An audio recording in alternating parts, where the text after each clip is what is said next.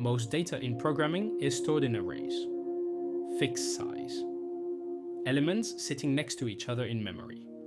Fast to access, but slow to insert or delete from the middle. Linked lists solve exactly that problem, but with a completely different structure. A linked list has no fixed size. It grows and shrinks dynamically.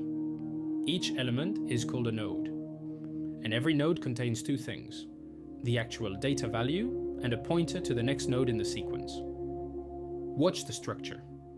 Node 1 points to node 2, node 2 points to node 3, node 3 points to node 4. Each node connected by a pointer, like a chain. The first node is called the head. That is your entry point into the entire list.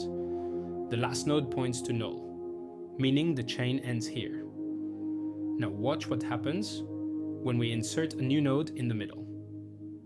In an array, this would require shifting every element after the insertion point. With 1000 elements, that means 999 shifts. In a linked list, insertion is just two pointer updates.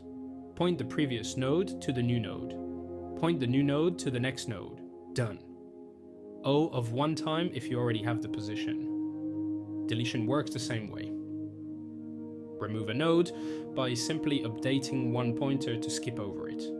The chain reconnects instantly. The trade-off is access time.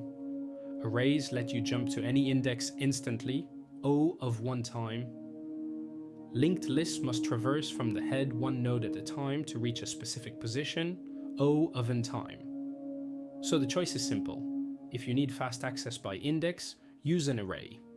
If you need fast insertion and deletion, use a linked list. Head to tail, node by node. One of the most fundamental data structures in all of computer science.